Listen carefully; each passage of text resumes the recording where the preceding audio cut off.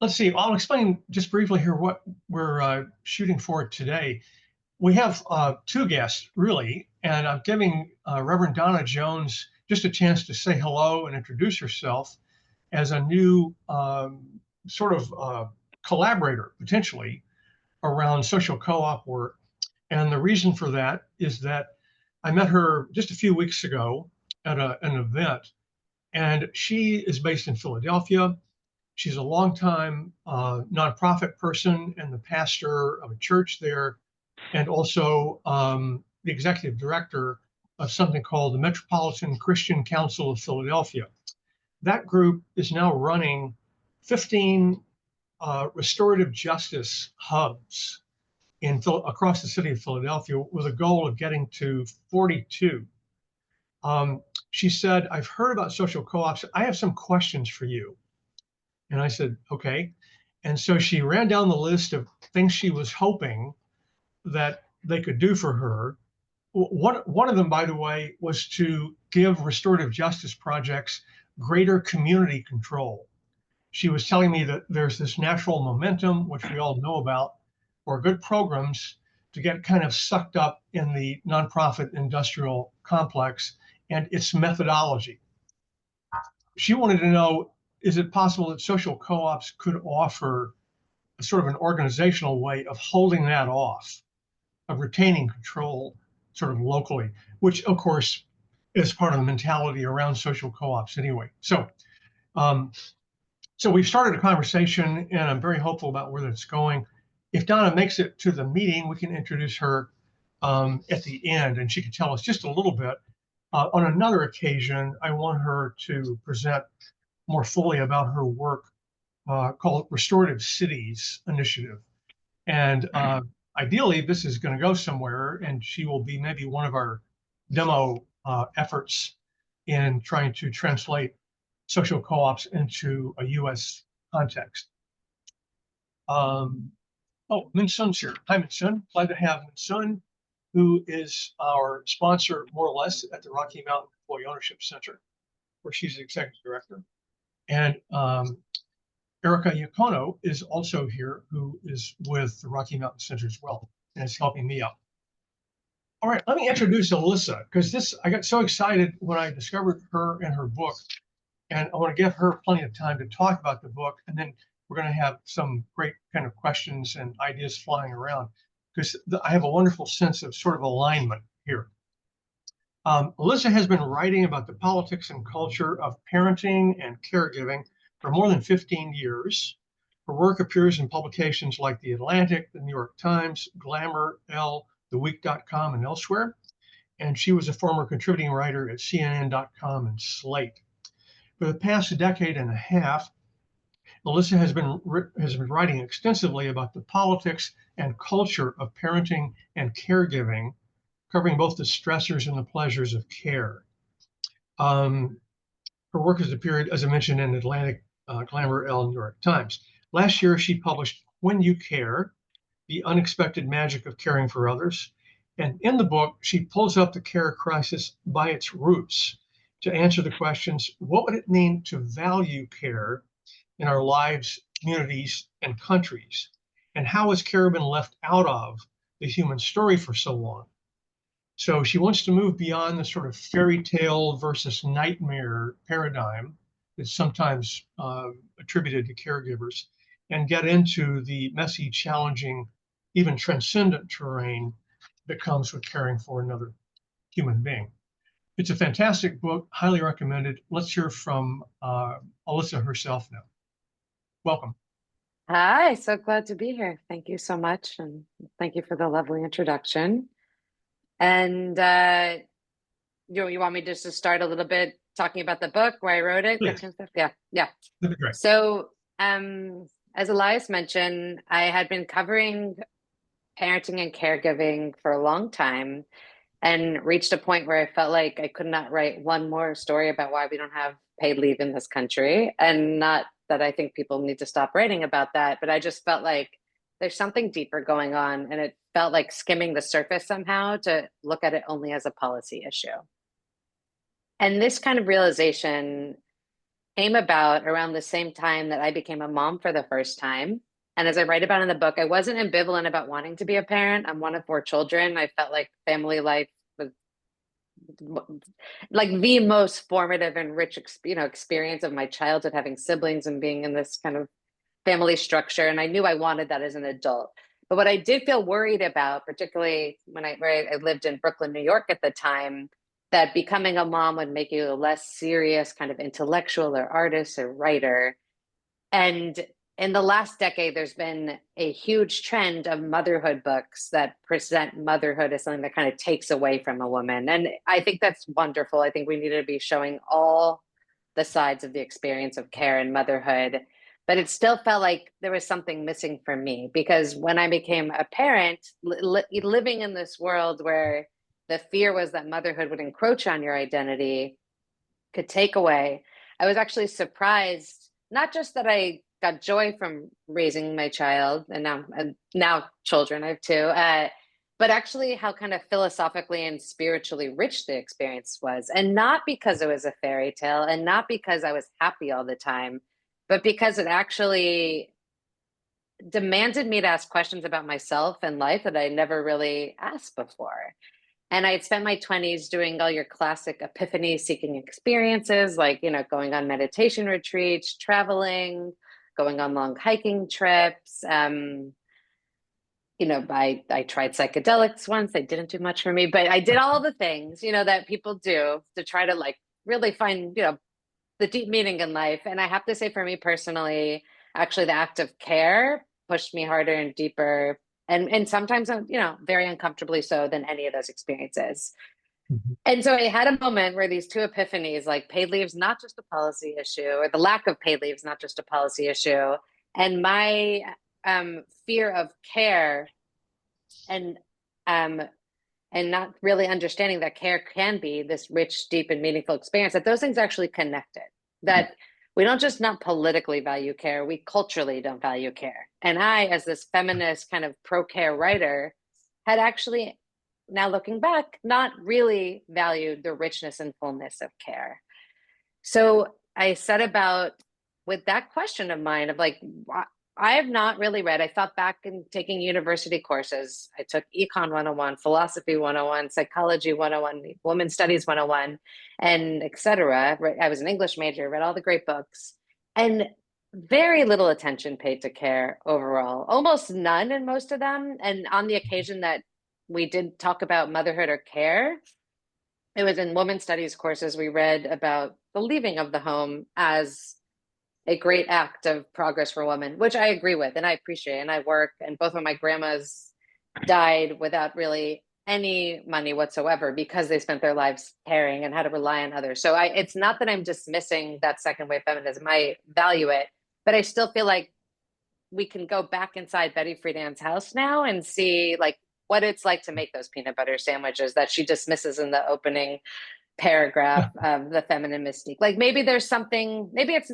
if a woman otherwise has some agency, has stability, or a man, very important, if anyone is not being limited economically or psychologically by care, maybe actually making those peanut butter sandwiches for your children could be a rich experience. So, right, going back, it was care. I heard about it a little bit in women's studies as something to kind of stay away from as a feminist, and a little bit in psychology.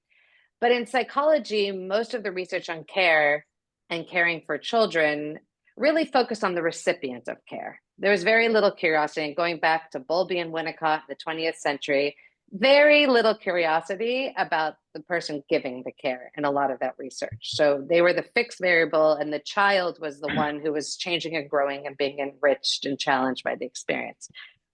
So with all that in mind, I set out to try to really dig in to what it would be like if care actually was at the center of the human story. And in all those one-on-one courses, we had a segment or part of the curriculum was focused on care because care is essential to human life, as we all know. And so that's basically the genesis of this book. In it, I dig in to how care changes and shapes us as individuals, and also how care changes and shapes us as a society.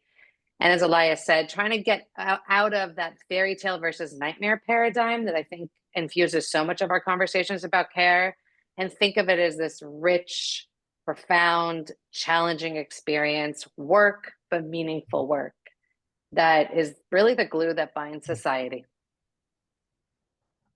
That's great. I want to suggest maybe we will lean a little bit toward one particular part of your reframing. You are kind of reframing care in the book, giving us a different way to understand it, a different way to think about it, which is really great. And part of that is you're very community minded. And so you go back through some history here. You go all the way back to Adam Smith and how his mother enabled his career, which was great to read, but also through mutual aid and Kropotkin and all these other social thinkers to put care back into that framing, which is, of course, very much on our minds as well. Maybe you could say a little bit about that path. Right. So I have a chapter that looks at care through the lens of evolution. And what I really focus on in that chapter would surprise me, because I feel like unless you really dug into evolutionary theory in university or in high school, it's kind of, you leave with one phrase, right? Survival of the fittest. Like that's, you ask, what did Jay Leno used to do that thing where he interviewed people on the street, right? I haven't watched that. This is a million years old reference, but that's what I have in my head. Like you go out and just, you interview random people on the street. What do you think about evolution? What do you know about it? My money's on 9 out of 10 people say survival of the fittest. Like this is the phrase that rings in people's heads that describes how humans came to be who we are. And it's not true. I mean, it wasn't true according to Darwin, who actually never coined that phrase. It was someone else. And then he did adopt it. And it's not true according to a wide range of evolutionary thinkers, but they're not the ones that were taught, right? And they're often, we look at science through the lens of our culture, and we kind of ignored so many of these thinkers that focus on the collective, that focus on the fact that humans are too vulnerable to survive on our own. We would not have made it as a species. Yeah. And in that chapter, I talk about Darwin's very touching experience losing one of his favorite daughters, or I think he would call her his favorite, Anne, and how his grief, actually, that lasted decades, provoked him to rethink some of his theories about evolution. Because like, why am I still caring about my daughter who died decades ago? What is the purpose of this grief I'm feeling? And what he arrived at, actually, the parental instinct, which is really the care instinct, right, is the heart of human survival just as much as competition. Mm-hmm. And we've seen a lot of thinkers since then, not enough, in my opinion, but a lot of thinkers kind of build on that and really look at how cooperation and community have been the key piece of human survival going back, and how much like contemporary capitalist systems kind of push that aside. I write in particular about a writer named Sarah Blaffer Hardy, an anthropologist, who's one of her great arguments is that like human infants are born in such a state of deep neediness that they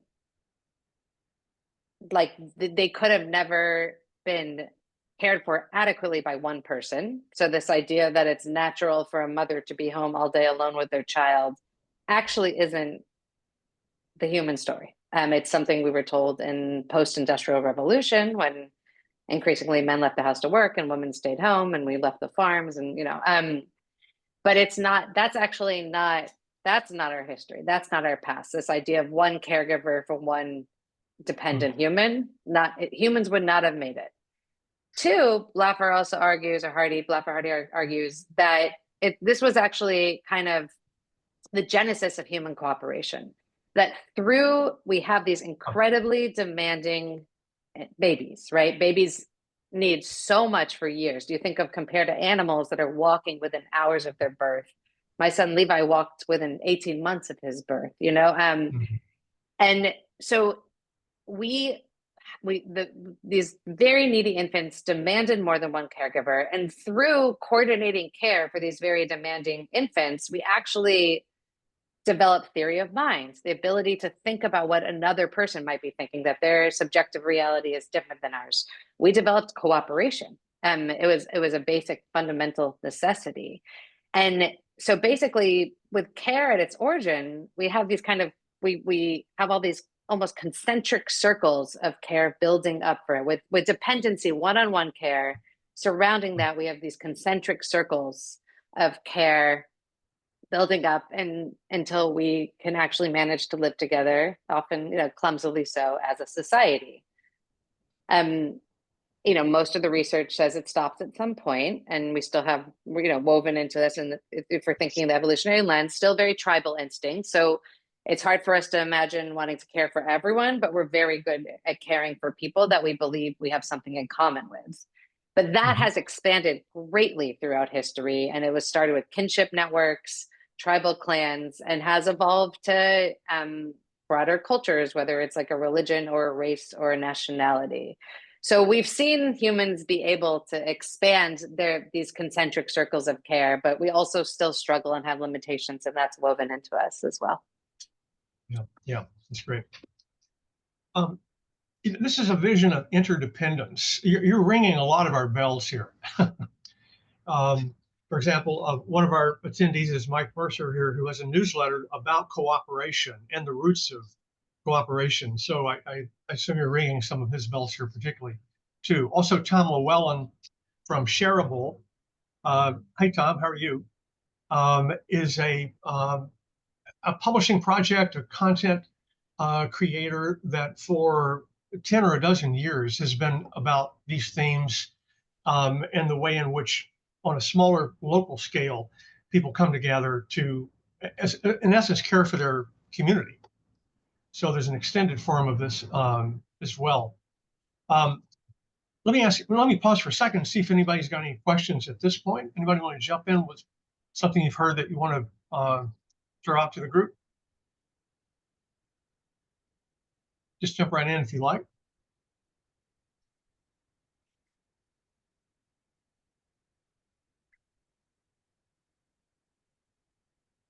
All right, we're still digesting. I want to pick up an amazing expression you used in the book, and that is the shift from happiness to meaning. There's a lot in that, right? I wondered if you could unpack that a little bit, because the book has multiple dimensions, including at the end, even kind of a spiritual dimension. So, but meaning, I thought, was a great way of putting it. I wondered if you could say a little bit about that, Alyssa.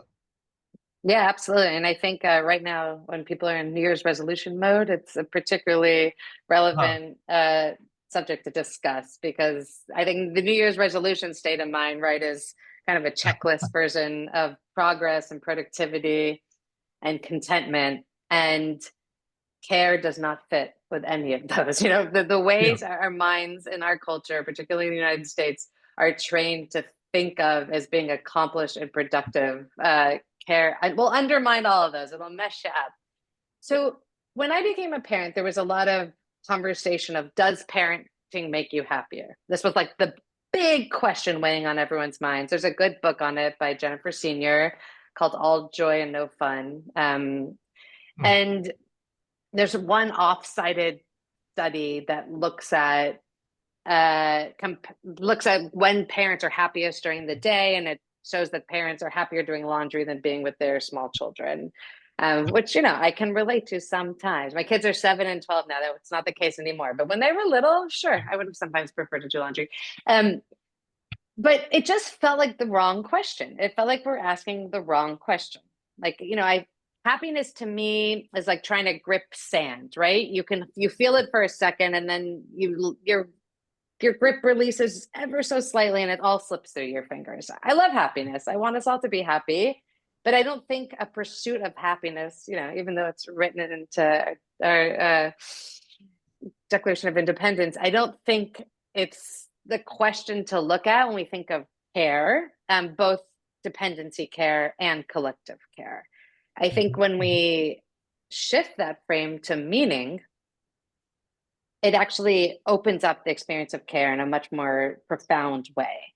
So when I dug into this happiness research, I found two things. One, that so many of the studies about does parenting make you happier versus unhappier? And also there's less research, but this also is true for other caregiving relationships to old, ill, and disabled individuals.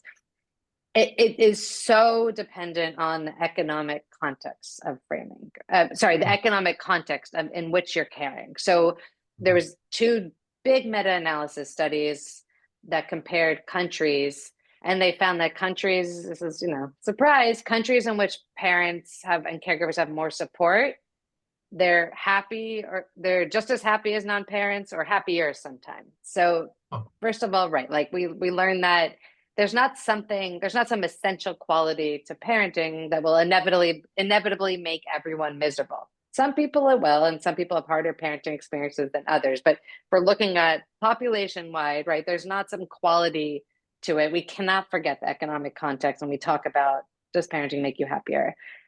But also, to return where I started, I just didn't like the happy question to begin with. So when I looked into the meaning piece and the research on that, it became overwhelmingly clear that care is a path to great meaning. And I think it's one of these things that's probably so intuitive to every single person on this call, right? I don't think we need to be told this, except we do somehow in our culture, because we live in a culture with such a glaring, like solar eclipse level blind spot to care, that we do need to say this out loud. But I think when we stop and really, those moments in our lives where we stop and really reflect, this, a common one is people's deathbed. And it shows when people are dying, they think about their care relationships as some of the greatest source of meaning. I'm Jewish. For every year for Yom Kippur, you rehearse your death. So I have a little mini version of that, of what is this really about? So it's one of these hiding in plain sight, completely intuitive concepts that care is one of the greatest sources of meaning in our lives. And I think we also need to tease apart meaning too, because meaning, and really detach it from happiness, because meaning, we don't get meaning from things that are necessarily easy and pleasant. We get meaning from from experiences that demand something of us, that uncover new parts of ourselves, and also make us feel close to people. And real intimacy, at least in my experience, and the research, bears some of this out, real intimacy demands vulnerability. It demands a sense of like deep personal vulnerability, and a sense of a kind of weakness, frailty, imperfection in ourselves, of seeing ourselves more fully. That's not always easy. That's not always fun. That's not always happy. But that's what real meaning through care requires.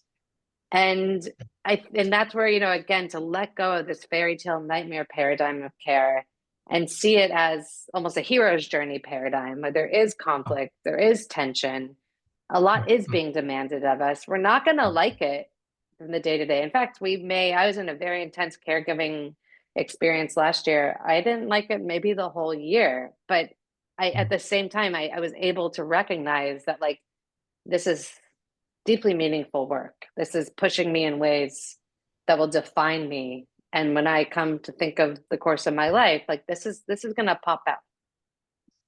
Yeah. I want to throw out a question that pulls us more toward kind of the group's project here. One of the things I think we're trying to figure out is how to translate the sort of balance and humanity that you're describing in the book as a kind of a method when you begin to take care into some sort of an organizational form, like a social co-op. So the tricky piece is you keep the quality. You use the term quality control in your book, which is great. I've never thought of that in terms of care before, but it's the great missing thing, or it's one of the great problems right now in the declining quality of care, that no one's kind of watching out for that, or there doesn't seem to be a way to maintain it or sustain it. And then on the other hand, there's the form, the organizational form. We're proposing that social co-ops, as we've been reading about them in Italy, Quebec, South Korea, and so on, they have found a way to sort of co-create care, which is a theme I'd love to get to if you have any thoughts on that. The process by which caregivers and care recipients create the care themselves rather than a top-down model. But also there's democratized care, It's very community focused care. And so the institutional form of that is where we'd like to end up. So I want to throw it open, but then maybe first to you, Alyssa, to talk about, what have you found as we begin to think beyond the family context and think about like the neighborhood, the community context? Yeah, What can we preserve from your intuitions and insights here? sure. So I think I'll start with one kind of warning. Is that I think it's very easy to be in a communitarian or collectivist mindset and still ignore the reality of dependency Oh, relationships. So I'll okay, bring it back to my religion, my culture, my community, the Jewish community. It's long been a deeply communitarian collectivist, right, true. tradition. I mean, most religions, Right. right? I think generally speaking, religions are, but in Judaism, for instance, right, like if you're mourning, the commandment is that you have to say a particular prayer um almost Mhm. every morning, but you do it in a minyan of 10 people. There's Mhm. a Mhm. Jewish commandment that you have to be in community even to do many of the daily prayers, right? So lots of emphasis through and through. I never would say that there's not a deep sense of community in Judaism, but at the same time, I think has been a deep blind spot towards the realities of parents and caregivers and realities of dependency relationships. And so I think as you think of building communities of collective care, you have to, and again, this seems like something that I, I probably don't need to say it out loud in this group, but it does need to be said out loud writ large in our culture. When you're building communities of collective care, you have to remember that some of those people in the community may be in dependency relationships, and their ability to show up and be part of the community may be limited by being in those dependency relationships. So there's basic things, right? At meetings, if you're creating meetings for the community, are you doing it at a time when parents can go? Is it a Yeah. terrible time for parents or a wonderful time for parents? Are you asking them what works for them? Are you offering childcare? Are you offering, if someone is caring for a parent with dementia, is someone able to maybe Zoom in from home just as easily? So are you really giving access to the building, the structure of the community equally to people with care responsibilities and those without? And I think there's been, again, huge blind spot in many different lefty communities I've been in going back that don't realize that maybe why are all the men running it, and it's because women are caring for others, and again, communities dedicated to care, like this is Yeah. not, these aren't places that don't think in these terms, but still huge blind spots. So I think it's such a I mean, it's not small, it's huge, but it's practical, that needs to be said out loud, I think, again and again. Are you really finding ways to bring everyone in your community in the decision making process and creating the vision together, and you're not practicing caregiver discrimination, which happens everywhere in our culture? Yeah. And then I think there's also, on a philosophical level, right, there's I have a whole chapter in my book on the kind of emergence of care, really for the first time ever, with some minor exceptions, and dependency care, right? One-on-one relational dependency care. In the world of philosophy, it took until the 1980s for Western philosophy to get there. And Mhm. one of the kind of some of the core principles of the care theory or care ethics moment is to think of ethics in more process oriented relational terms. So in some classic ethical format, if we're doing like a deontological rules based ethological format, maybe your co-op is making these Mhm. rules, right? You come together and create these rules and they seem really right and fixed, and a care ethicist may come in and be like, yeah, sure. It's not that they're warring, they duel for whoever's the number one best and right ethical system, but it's the idea, like, you might have these rules, but are you making sure to leave space for relationships and leave space for process Yeah. in Yeah. your vision of this? And that can mean so many things, and I think I talk about it in terms of my experience parenting my children. But right, you may have a rule for your kid, for example, that they need to do their work by themselves. They never should cheat in school, right? You don't do their work for them. But maybe Mhm. one day your kid comes home from school and had a horrible day of bullying, and you sit there and you kind of really, help them with their math homework because they're struggling. And that would be a care ethic coming through instead of a rule-based ethic. Very And, good. and, and a care ethic is really the goal of it is about preserving what's best for this one human right in front of me. How can I preserve this relationship? Again, I'm going to say it doesn't mean that's all we should do. Of course, we also need the larger rules and collective ethics. So I think reading The Great Care Ethicist, or even just reading my chapter on care ethics in this book, which is a good summary, according to them, I was nervous about it. A good summary of care ethics, I think it would really, really benefit this movement. I think it's because it's a different way of conceiving how humans can and should connect. And again, you focus on process over outcome, and you focus on relationships over rules. Yeah, yeah, that's And great. it's abstract, it's abstract to talk about in theory, but I think just to get it in people's minds and heads, those two. One extremely practical point, one extremely extract point, but I think they're both really essential. Yes, yes, very good. Anybody got a question they want to jump in with here? Feel free. Just raise your hand or jump right in, unmute. Yeah.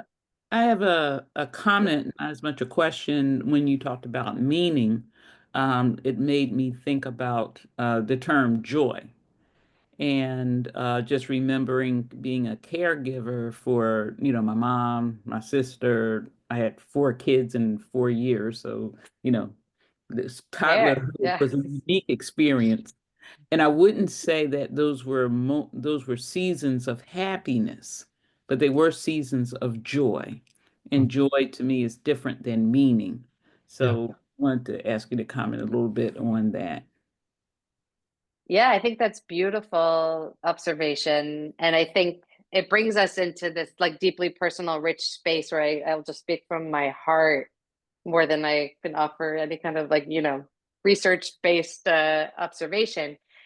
But I think for me, the relationship between meaning and joy is that I experience my richest moments. I have experienced my richest moments of joy in the pursuit of meaning, when I feel myself in the pursuit of meaning. And it doesn't mean that I found what I was looking for, right? But in those moments when you feel open, you feel porous. And that's a lot of where the transcendence of care comes from for me, when you're just kind of outside, right? That your own subjective reality, which I feel like is the great, not to go real deep here, but it's kind of the great kind of internal struggle for me to be a human is like you're kind of very comfortable in your subjective reality. It's the safest, most kind of wonderful place for you. But at the same time, we're constantly yearning to transcend it. And we all seek that in different ways.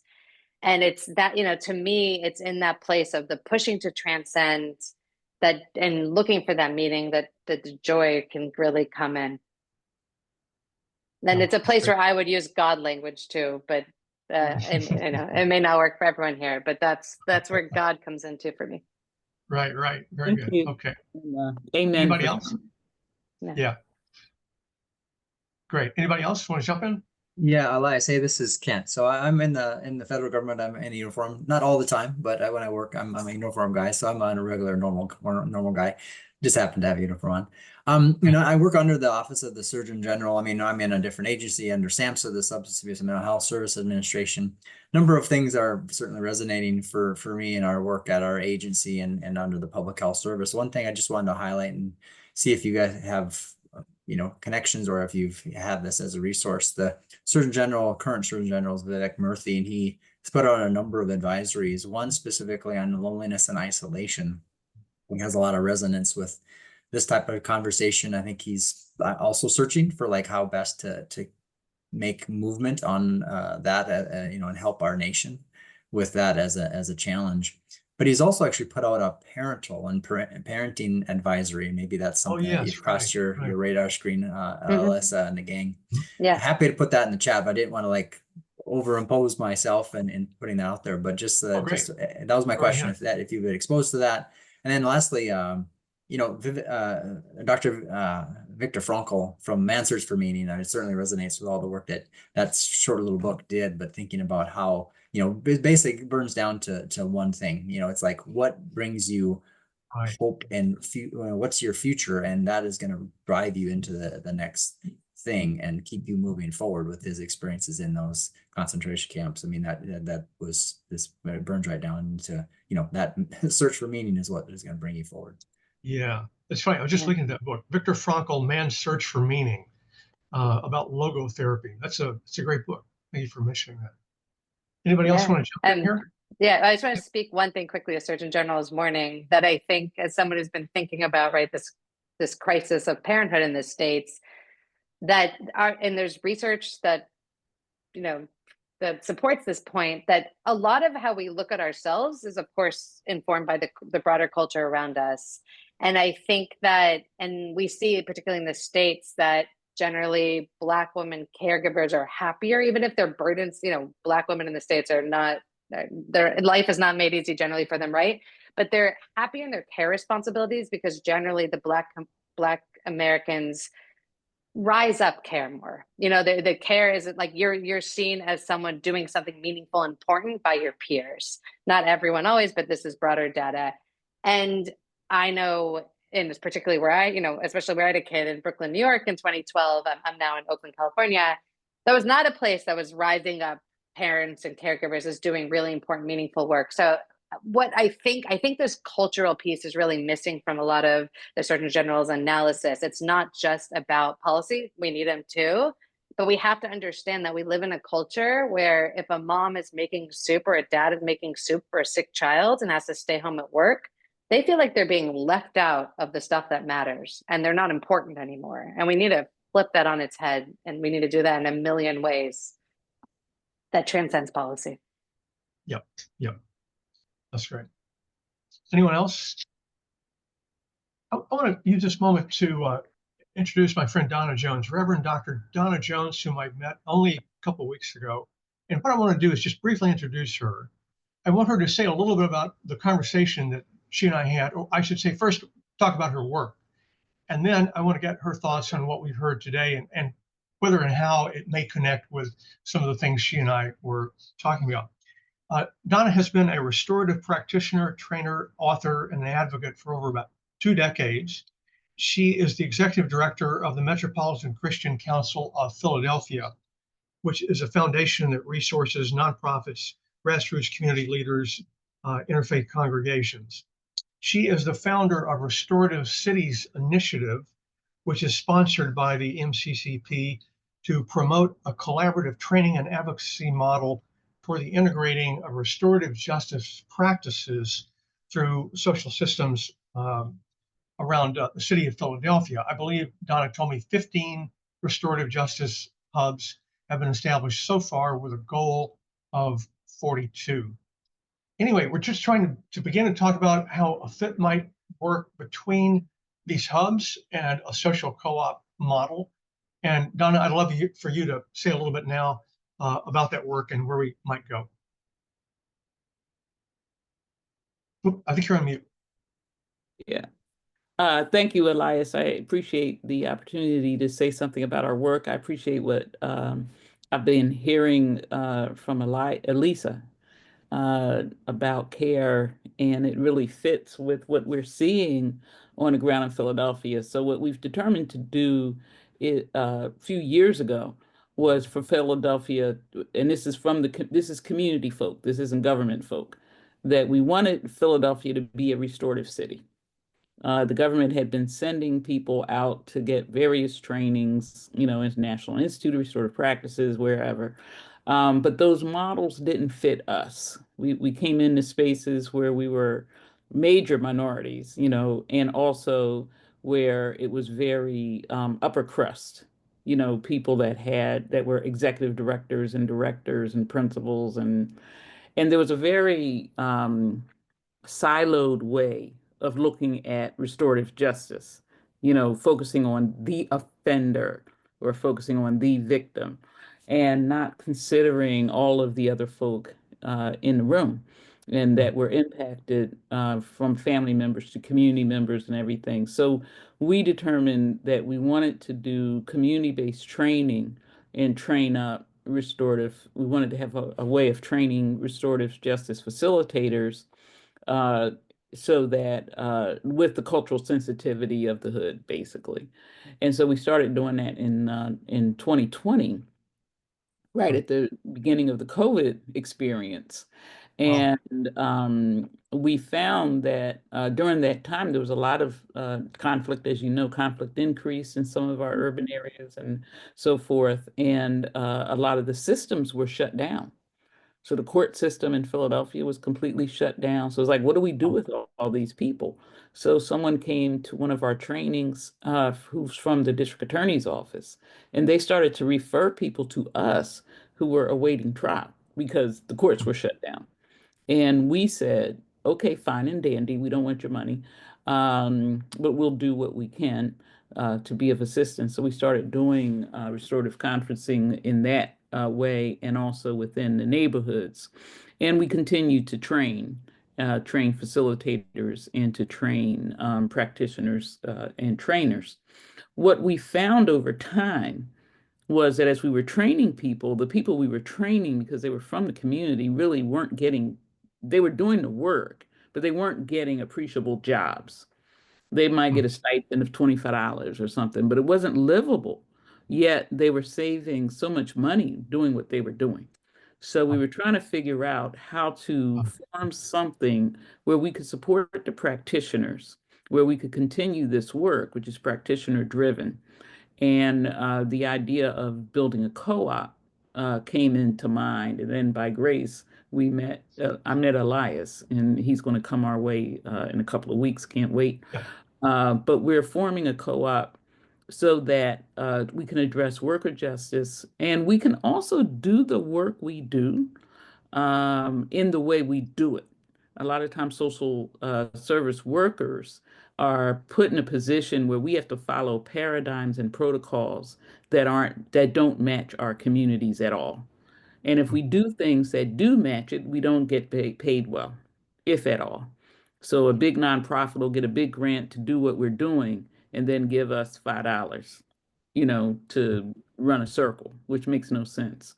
So we're forming a co-op, and our goal is that Philadelphia will be a restorative city that's grassroots, and we say in Philly, from porch to city hall, is and that we work alongside of systems. We work, we receive referrals, we leverage systems, but we don't use system process, and that the workers actually own the work.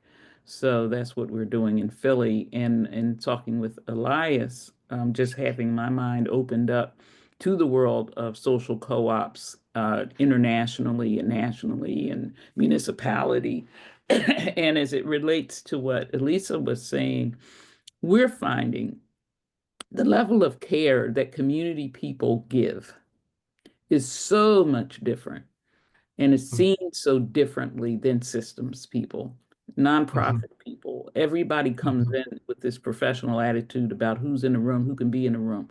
Community people are like, wait, is Mama Joan here?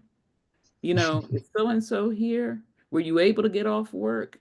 Are you able, if community people will feed people, will find out what you need. And this has been going on for a while.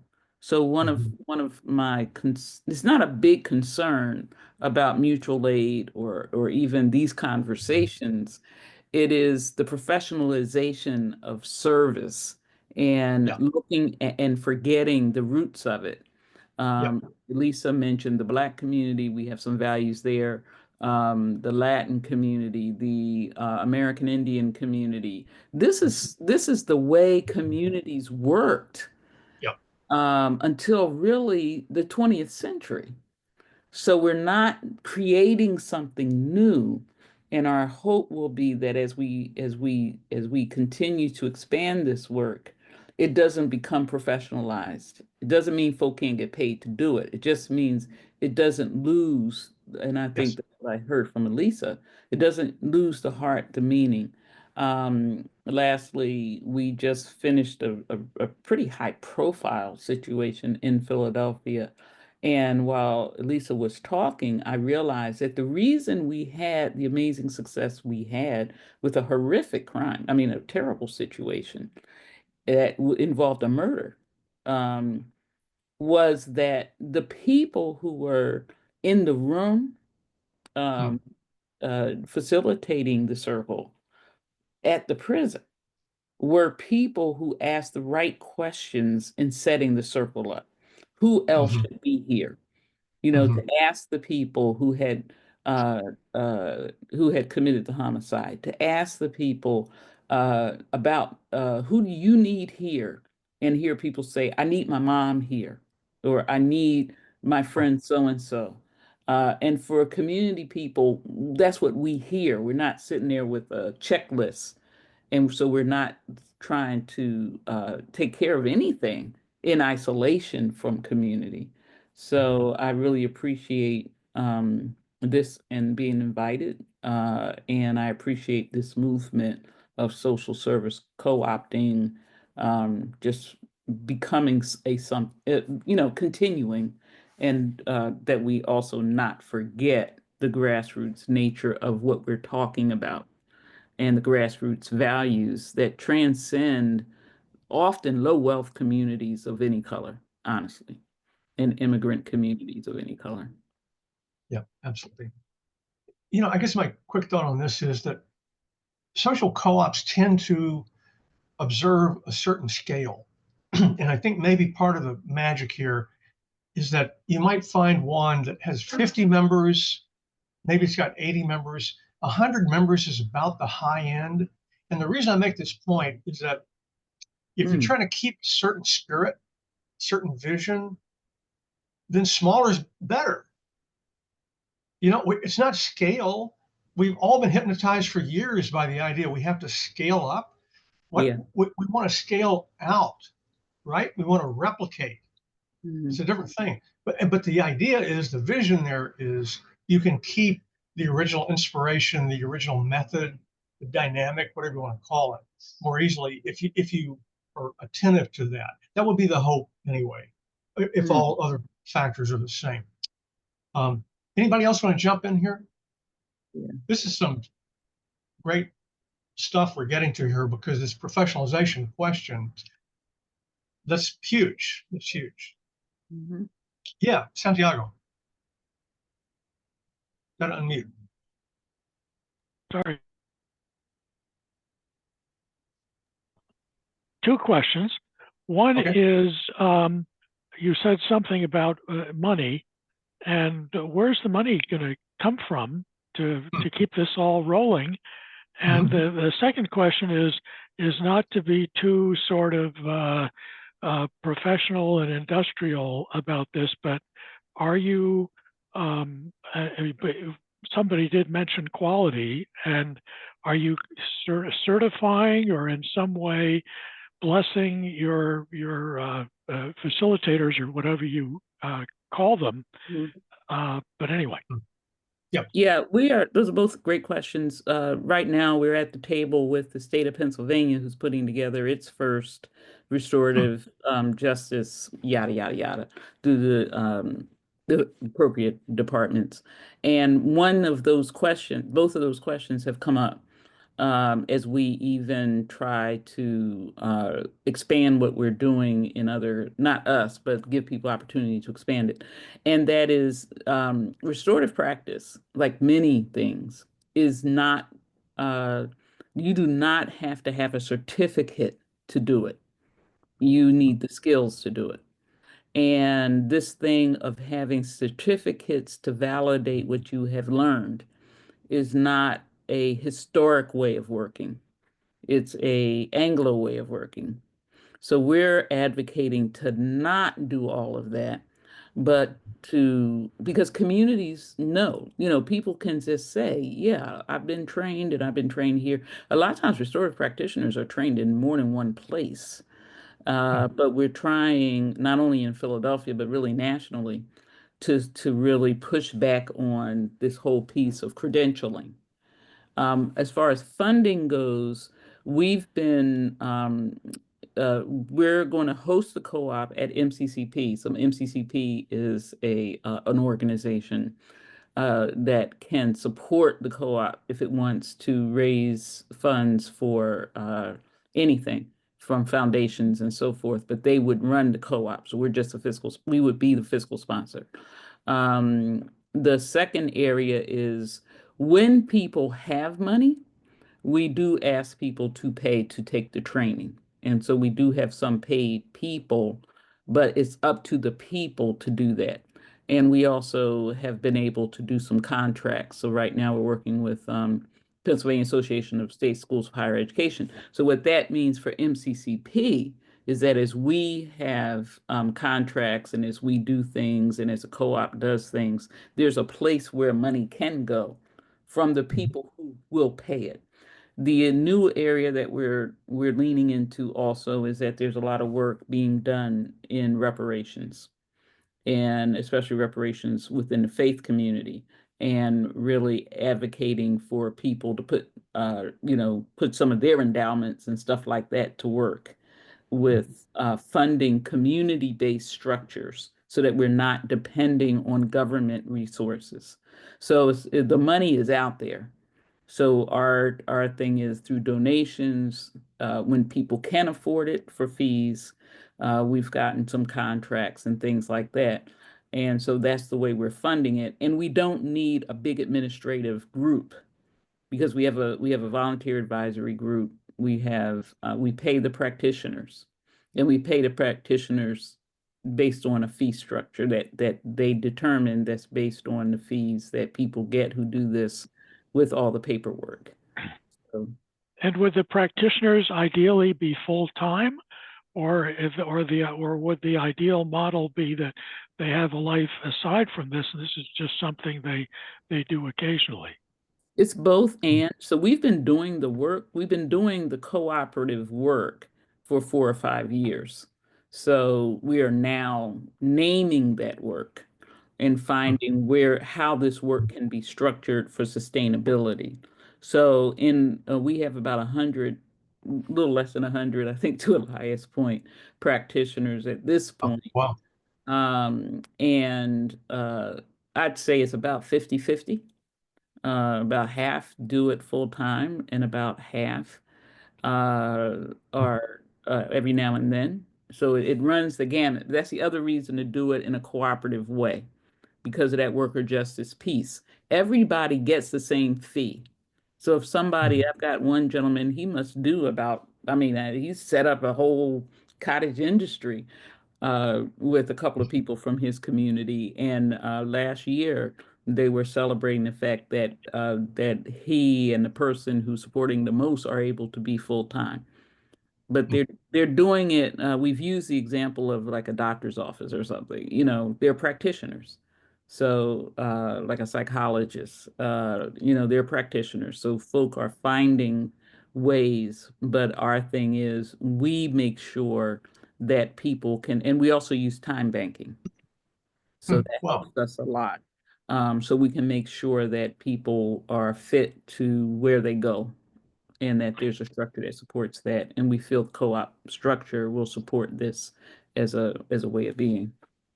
And are the situations coming to you through the criminal justice system or through other They come avenues? they come through the community, through the criminal justice system, or the criminal system. I'm not ready to say the word criminal justice, but they come through the criminal system. They come through the community. They come through schools, local schools. The school district of Philadelphia has a restorative justice dot dot dot, but it's not community driven, and it's very siloed and isolationist. But local schools, local social workers, local teachers have called on us because they know we exist. And so we work kind of around and beside various systems, but not for. Yeah. I want to jump back to Alyssa for final thoughts that she might have on this conversation. But if anybody wants to jump in really quickly, sitting on something you've been wanting to ask, feel free. We're just about out of time. Yeah, Nicole. Hi, I just have a quick question. Donna, is it a worker cooperative? Is that what you've created? This social a- justice, I would restorative say, justice yeah, practitioners? for us, it's a worker cooperative, but not the way we always think of it. And so doing time banking allows us, there are practitioners that volunteer. So Okay. people they know that they can receive a fee. So we're doing this work, for instance, with the state schools of higher education. And we have 2 practitioners that are saying we don't need a fee. And we have 2 practitioners that do. So by working with Time Bank and everything like that, people can let us know whether they want to be paid or not. And it just makes more available for the whole. Yep. Very good. Thank you. Anybody else have a quick one? Or we'll go back to Alyssa. Okay, Alyssa, what did you make of all that? I just thought it was such a beautiful, very tangible illustration of what it's like Right. to do work in community with a care ethic and putting relationships first. So thank you, Donna. That's, it's if we can see our intimate care relationships when we're parents or caregiving for someone else as an ethically formative experience, we can take that experience of really having to pay attention to that one and only human right in front of us and bring it to other parts of our lives. And I feel like this work sounds like exactly that, right? Like someone walks in the room, they're not just a person, they're them, and you see them and you respond to them. Yeah. So thank you. Yeah. Great. All right. By the way, I'm going to see if I can get Reverend Donna to come back, get on her schedule for her to present a little more fully her work and also the ways in which we might look at this as fitting into the social co-op form. If anybody has any final thoughts, yes, anybody want to chime in? I do. Can I say something real quick? Sure. I just want to say, Eliza, I think this whole programming culminated today with some of the best information I've received.